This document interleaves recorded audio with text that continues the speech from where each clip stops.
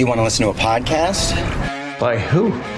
Georgia GOP Congressman Doug Collins. How is it? The greatest thing I have ever heard in my whole life. I could not believe my ears. In this house, wherever the rules are disregarded, chaos and mob rule.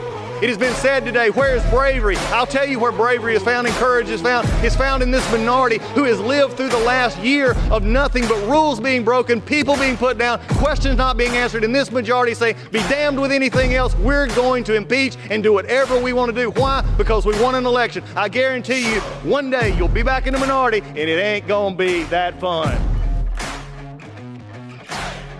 Hey everybody, welcome back to the Doug Collins Podcast. Glad to have you with us today. In just a few minutes, I'm going to go over some things that have been on my mind, some new stuff, some things that I've heard mentioned when I've been out speaking and doing some arrangements. By the way, if you're going to be in North Carolina on the 23rd of this month, Faith and Freedom is doing one of their big meetings up there Friday night, Saturday night in outside of Charlotte. I will be speaking. They're finalizing the time. It'll probably be either Saturday morning or Friday evening. I'll let you know soon. But if you're in the area, I'd love to have you come out and be a part of this. Got a lot of great speakers. I'm looking forward to being on the speaker panel there. It's going to be a good time. So I want to encourage you to come out and be a part of that as we go. But a lot of things that are going on, that I just want to make some comments on today. And I think we go through this a lot. And after the break, I'm going to pick up on some of these issues of, around the election, especially Biden, Fauci, budget, the impeachment, all these things that are going on here in the month of September. But just wanted to lay it out for you. Start the week off in a way that gives you some information that maybe, we can start maybe turning this narrative. And I think that's one of the things that I want to try and do here as we move forward. So right after the break, we'll be back and let's get into some thoughts. Hey, folks, when you look out and you see the country and just the disarray it is, you see the Biden administration, you see the wholesale prices have just went through the roof again. Inflation is tearing us up. If you have your finances all impinged in just a few areas, if you're just in stocks and bonds and you're not diversified, I got some news for you. You need a navigator. You need somebody to help you get to where you need to go with those finances. And I can't think of anybody better to do that than my friends at Legacy Precious Metals. You need precious metals in that portfolio. You need gold and silver. And Legacy Precious Metals, the folks there, they're the navigators. They know how to deal with tough times. They know and how to look ahead and take your personal situation and make it something that can be workable for you in the long term. Because that's, at the end of the day, that's the one you're most concerned about. You need to make sure that your personal finances and your retirement are secure. You need folks like Legacy Precious Metals helping you in that. They will take the time to learn you. They'll learn your finance. They'll learn where your investment goals are, and they'll help you get there. And metals and gold right now, in this kind of crazy inflation, in this kind of crazy economy with the Biden's economy, is just, you need that help. And Legacy Precious Metals is the one to do that. So give Legacy Precious Metals a call, 866-528-1903, 866-528-1903. Or you can always visit them online at legacypminvestments.com, and you can download their free investor's guide. Legacy Precious Metals, they're the ones you need. They're the navigators to help you through these turbulent times. Hey everybody, it's MyPillow's 20th year anniversary, and over 80 million MyPillows have been sold. Mike Lindell and MyPillow wants to thank each of you and every one of you for giving you the lowest price in history on their MyPillows.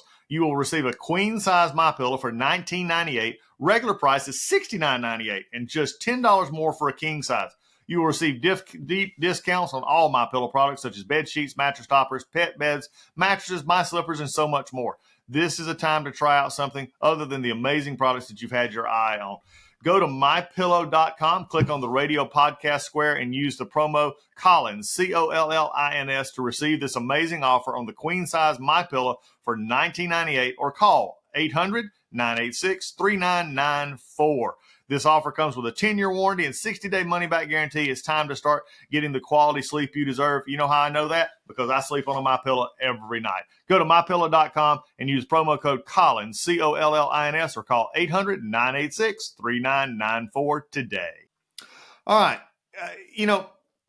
I'm hearing this more and more, and it's interesting to me that it used to be when the Democrats and Republican candidates would get together, they would form their messaging strategy, and they would decide, sort of where they wanted to take their message. Like, this is going to be an economic message, a national security message, this is a law and order message, whatever it may be, economic trade, it doesn't matter. And that their press would then report what was coming out of the camps, whether it be Democrat or Republican or whatever. They would tend to report it. Now, look, I've never been one to always say that the press was ever conservative or the press was ever, not, more socially, especially liberal. But at least there was a time when all you had was 30-minute TV show, 30-minute newscasts in the evenings, and then maybe the original versions of what became the 24-hour news cycle, that there was at least some momentary objectivity in some of the reporting. What we're seeing now, though, is something that I've told you here on this podcast many times, is something you just got to get used to, especially if you're a Republican or conservative, is that the media is not going to message for you. If anything, they will message for the Democrats. And I've seen an acceleration in this. I think a lot of people have over the last few years. And look, if you think this is not true, find you a TV that can do the 4 screens or has the 4 screen. If you have YouTube TV, this is something that, by the way, YouTube TV, not a sponsor of the Doug Collins podcast, but if they would like to be, please let me know. I'd love to support it because I have started YouTube TV and they have the ability to do 4 screen for news or 4 screen for sports. And it's really neat. So the last week, I've been into this and I watched 4 newscasts. I had Fox, it had CNN, it had MSNBC, and it had BBC. What was amazing is how many times 2 of the CNN and MSNBC were running the same thing. Fox was running something entirely different. It really became prevalent last week during a hearing in Atlanta on the timing of the trial for Sidney Powell and Miss Chesborough down here in the counts that they're trying to be separated out from the other 19 in this case. MSNBC was running it, nonstop. CNN basically nonstop. Fox wasn't covering it. I'm just being honest here. They just wasn't covering it, and I've turned around a couple times. I've yet to hear it actually even reported. I'm saying I don't watch news all the time anyway, but I didn't see it reported on Fox. Now, in the morning, it was a little bit different. Fox and CNN were reporting the fact that the North Korean dictator was going to Putin to sell arms. China finally did seem to get involved in that and say, no, that's not going to happen. But Fox and CNN were reporting this North Korea issue, and MSNBC was spent all morning on Morning Joe and others reporting poll results and how can Donald Trump be winning the primary, and can he win the general.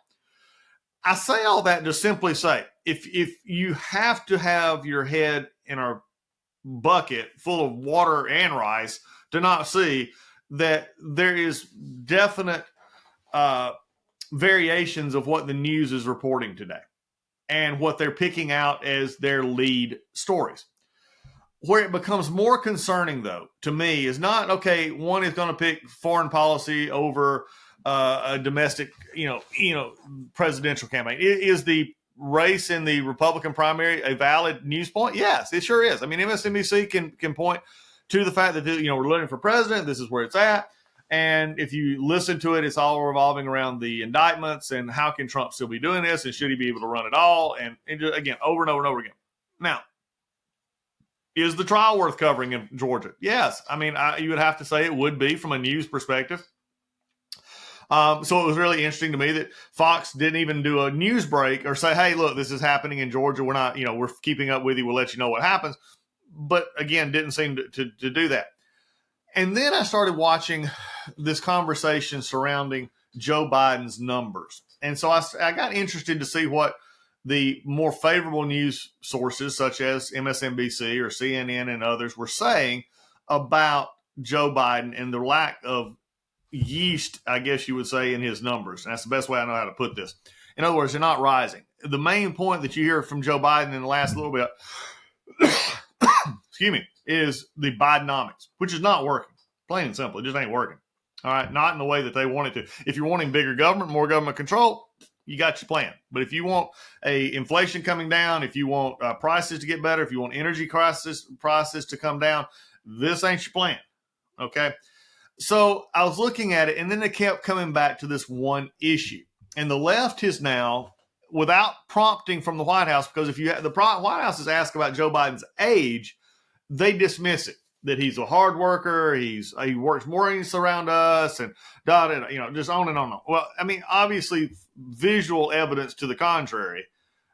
He has trouble walking across the lawn. He has trouble walking stairs. He forgets where he's at. He walks off early. He gets turned around on stage about where to go and where not to go. In fact, there's some of the funniest memes on the internet right now about a guy who's in Joe's ear, supposedly with the earpiece. And again, it's a made up video, but directing Joe and what to do, the president and what to do, and how he tends to mess it up. So to the contrary, people are seeing a president who is not engaging intellectually or physically like they would expect someone to be who's president of the United States, no matter what their age is. So I thought, well, maybe they're going to discuss this in the age factor, that maybe Joe Biden is getting to the point where he's not able to function as highly as he needs to be president of the United States, and maybe the Democrats are discussing this.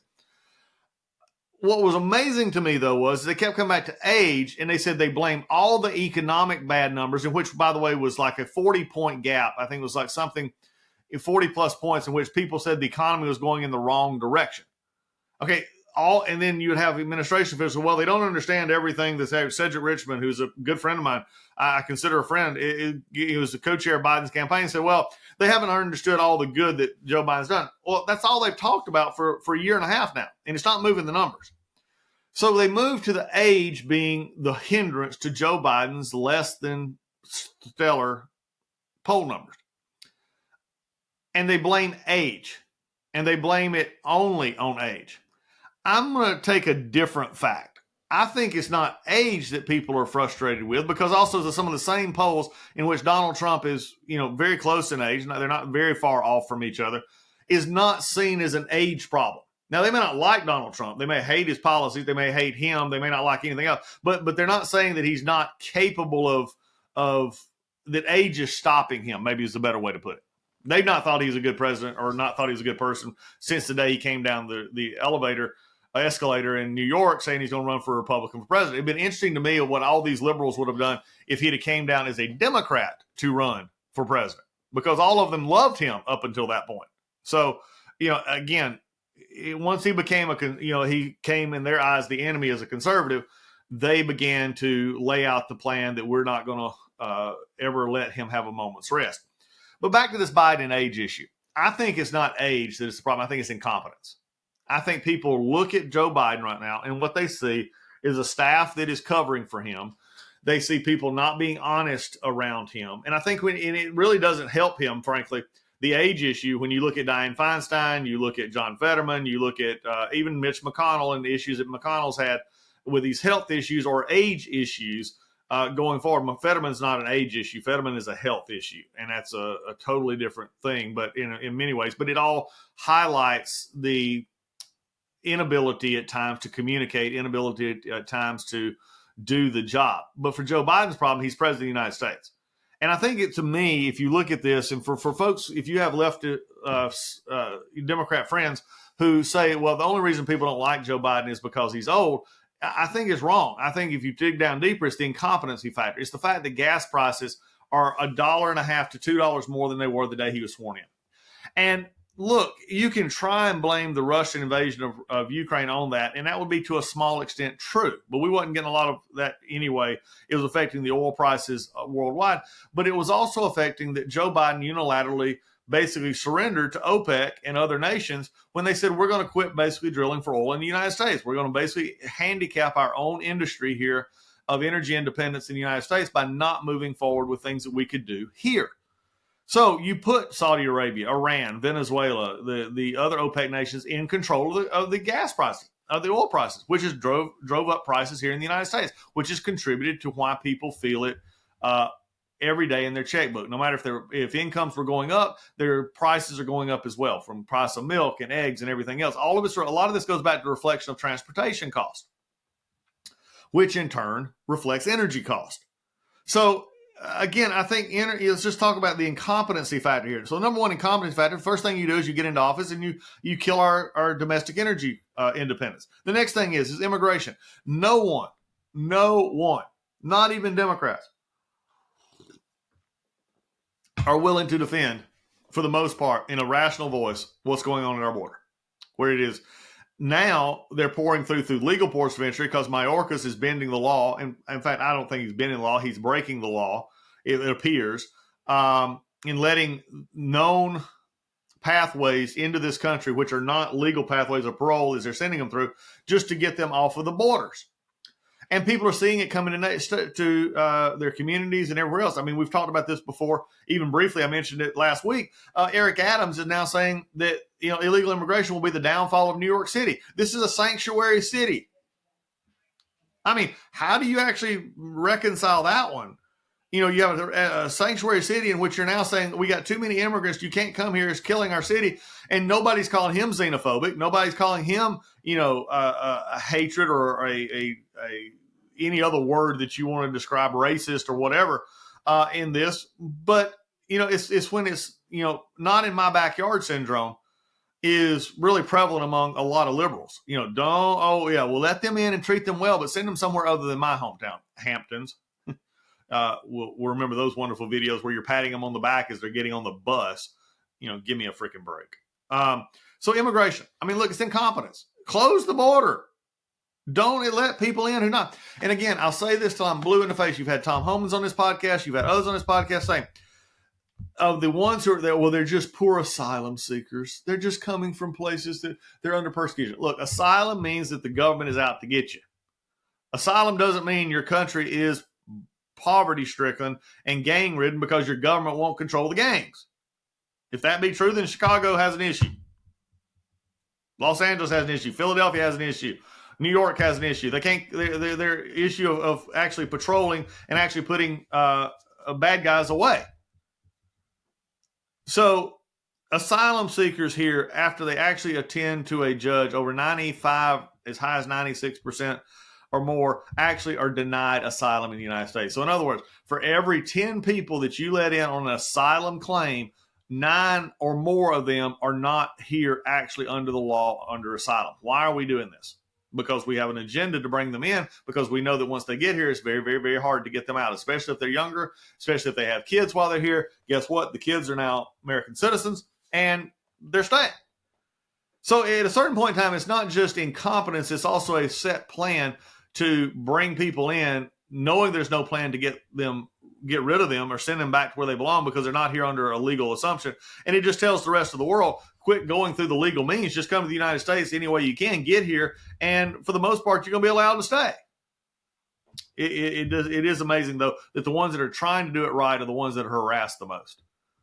And again, it's frustrating. So it's incompetence, not age. It's incompetence. Number 2 is Afghanistan. We're at the 2-year anniversary of losing 13 in Afghanistan, in which we gave up our largest base. We piled ourselves into an urban area and an urban airport, misjudged all the signs, or just intentionally misread all the signs of the Taliban coming forth and taking over, leaving equipment, not destroying the equipment, Afghan army just leaving it, in which now is even Pakistan's defense folks have said, look, the Taliban is using the equipment and are equipped with stuff that they didn't even have, Frank, and I'll say this, 25 years ago when they were really taking root in Afghanistan in the late 1990s into the early 2000s, when we got, as you well know, 9/11.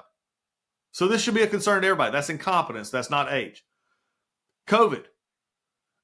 I mean, this whole lockdown situation, the whole money spending, the whole thing is just, again, you had a president who came in and said, oh, we're going to get rid of it, but yet everywhere around every corner now you're hearing about more mask mandates and more others. Even the president himself seems like he doesn't want to do that. Even last week when Jill Biden, his wife, got COVID, he was going around, oh, I got to wear a mask. Well, I'm not going to wear a mask. Then I ain't wearing a mask. And I'm tested positive. I mean, look, this is just an incompetence issue. So, folks, the reason I tell you all this and I give you all these examples is so I don't want you out there buying the narrative that Joe Biden's only behind in the polls because of age. It's not age, it's incompetence.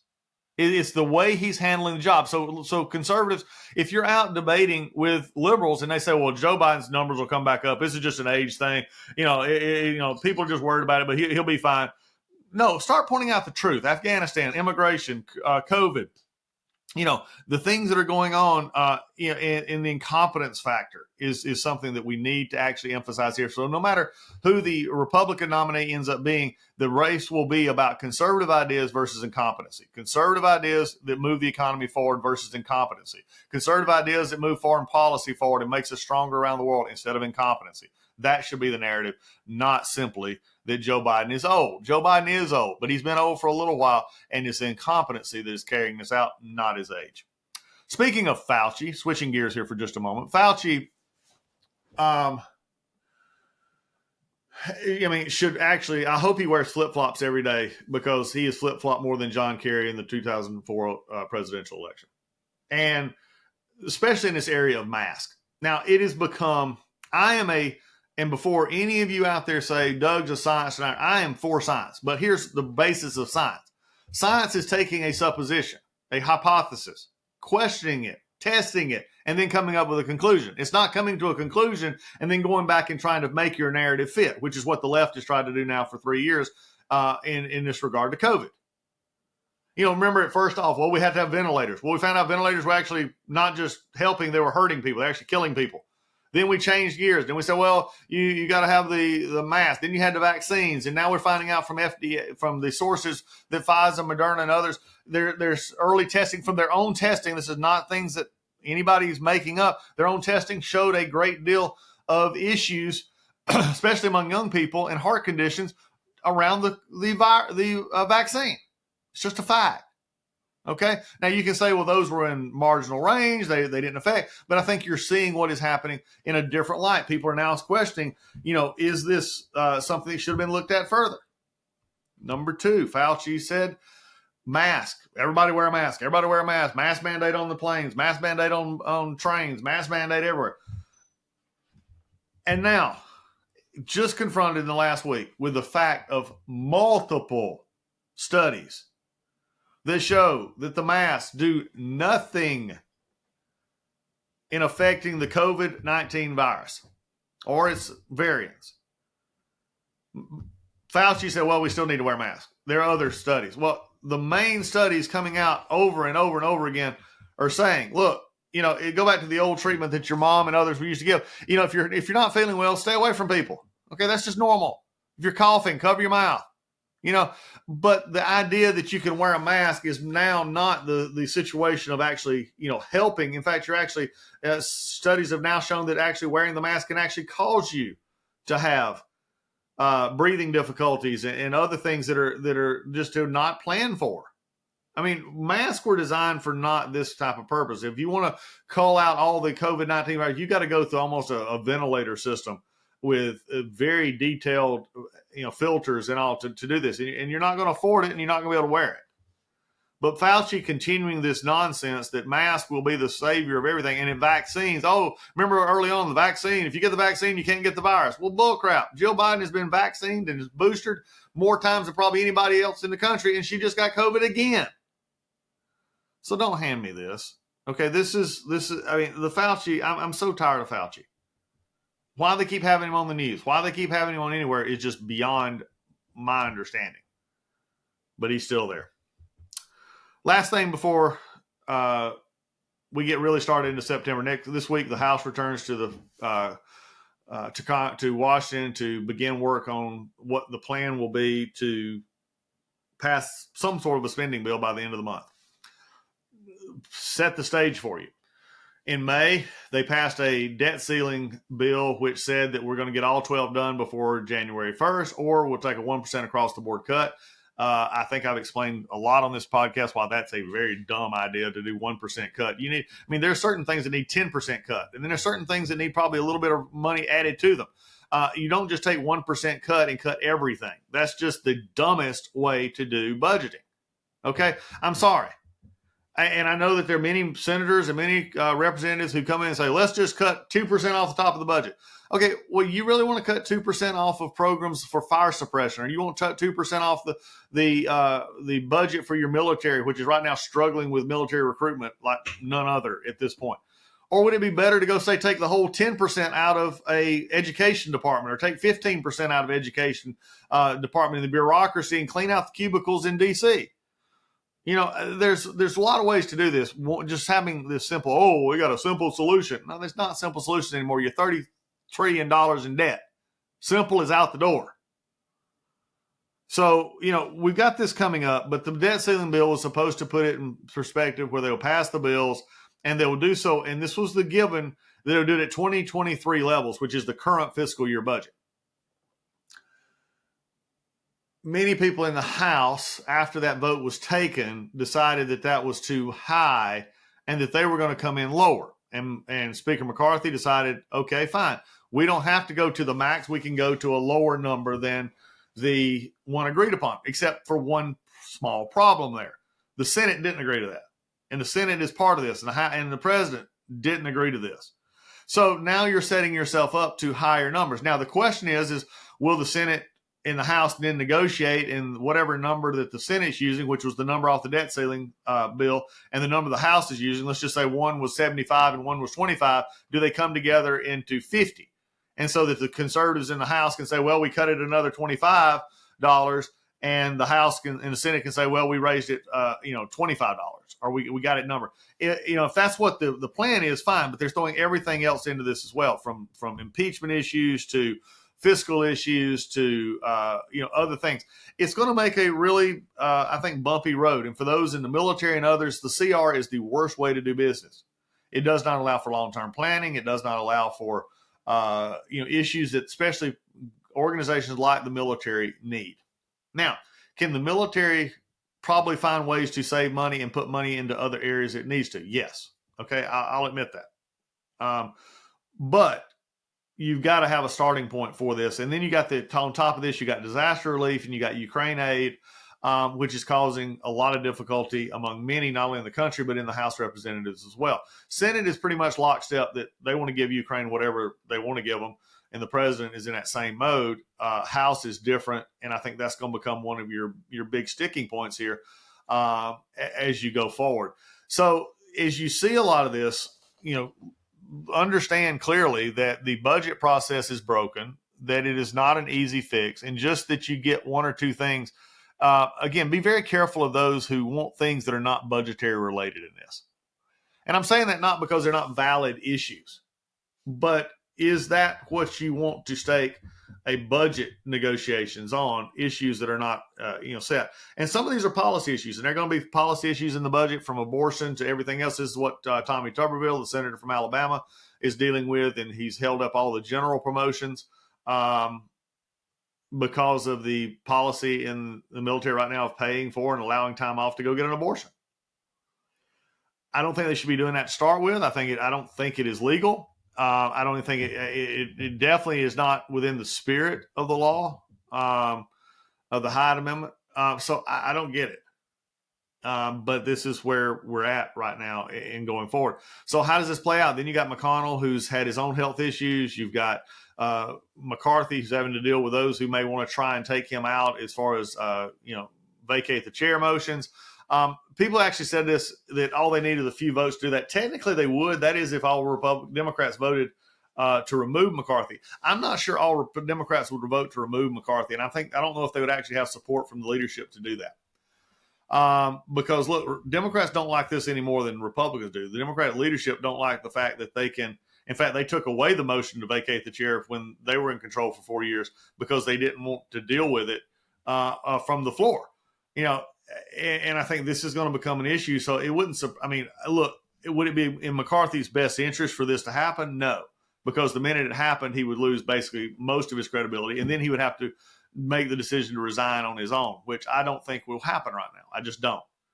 But they've got a long fall ahead of them. They've still got this CR, which is the only aspect that's being talked about right now, and that is kicking the can down the road to, say, November, December, and then trying to come up with something before January 1 where you don't get a 1% cut across the board. I'll probably have more to say about this as it unfolds this month, but just watch the narrative being spoken. And if you have a representative, I want you to think, and this is both the Democrat and Republicans, just think, are they saying this for my edification, for a Twitter following, a YouTube following, or are they saying it in something that can actually get done? And I think that's the key that has to be actually looked at here. Is this something that can actually be done? And look, I may agree that I think the Department of Justice has run amok. But do I think that you're going to get a bill through or a spending package that actually cuts money out of the Department of Justice from, say, Jack Smith or anywhere else? No, I don't think you are, because they're just not the setup to do that. You have too many Republicans, and all the Democrats are not going to let that happen.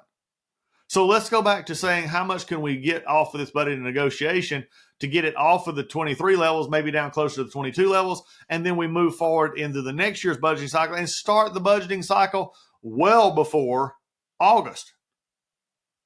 I tried that while I was there. Nobody wanted to seem to think that was a good idea. But remember, folks, if you don't think this is a problem, they could not get the ag bill out of the House floor in July.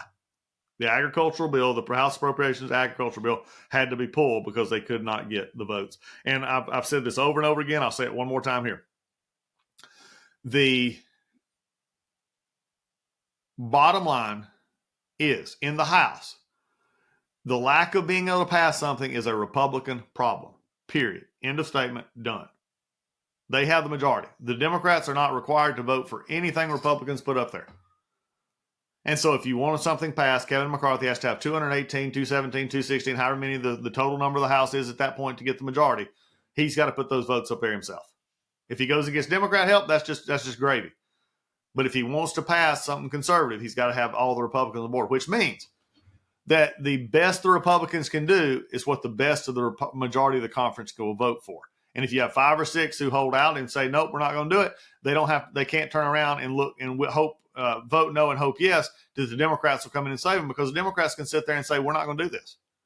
So this is what makes this difficult. If you out there, buying the pablum of, well, Democrats don't want to do this. No, it's a Republican issue. The Republicans need to get in a room and figure out a bill that they can all vote on. At least 218 of them can. Then 3 or 4 of them can vote no.